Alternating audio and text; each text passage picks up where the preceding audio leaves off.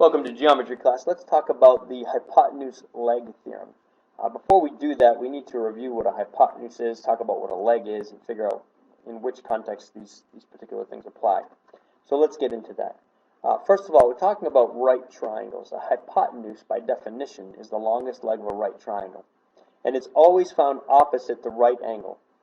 A leg in a right triangle is any side that's not a hypotenuse. You could define it that way. Another way you could say it is that the two legs form the right angle. Let's take a look at that. Here we have a right triangle. How do we know it's a right triangle? You can tell because it has a right angle right down here in the lower left corner. Notice the hypotenuse is the longest side. It's always found opposite or across from the right angle. And these other two sides are called legs. Okay, interchangeably they're called legs.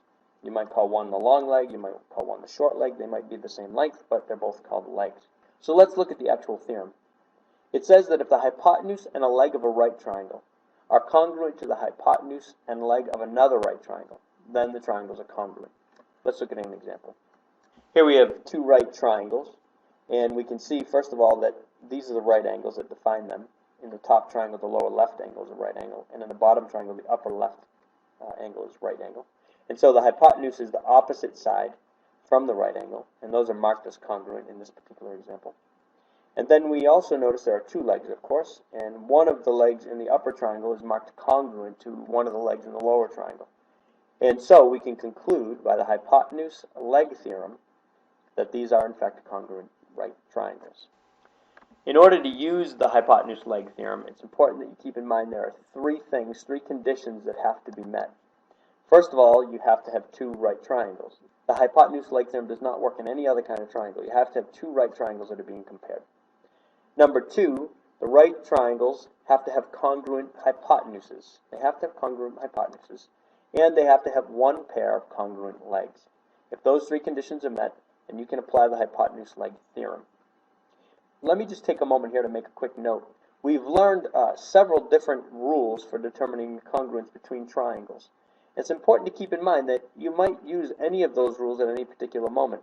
Typically, as you begin to analyze two triangles, you start to ask the question, do I know any rules that prove these congruent? So maybe you look at them and say, well, are the sides all congruent? Do I have side, side, side? The answer to that question is no. Then you may go to the next rule and say, well, do I have side, angle, side, angle, side? The answer is no. You might go on to angle, side, angle, or angle, angle, side, or hypotenuse leg. So you apply the rules one at a time. And if you get through all the rules that you know, hopefully you know all the rules, and you still can't prove congruence, and the answer is, well, I don't know. And that's that. Obviously, any one rule by itself would suffice. Quick example of that. Suppose we came back here, and let's suppose that instead of knowing that the hypotenuses were congruent, let's just erase those marks real quick. Suppose we didn't know that. Suppose instead we knew that this side over here is congruent to this side over here. And we're asking the question, are these two triangles congruent? Well, you might be tempted to try and apply the hypotenuse leg theorem, which is appropriate to think about because these are right triangles.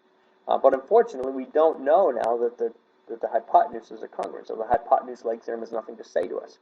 But which theorem could we use here? Well, I have a side and another side that's congruent to another side and a side over here, so I've got two sides of one triangle congruent to two sides of another triangle. And I also have the included angles are congruent, and so by side, angle, side, I get that. That's essentially the process. We're asking the question, do any of the rules we've learned answer the question for us? If the answer to that question is no, then we can't answer the question. If the answer to the question is yes, well, then we can answer the question.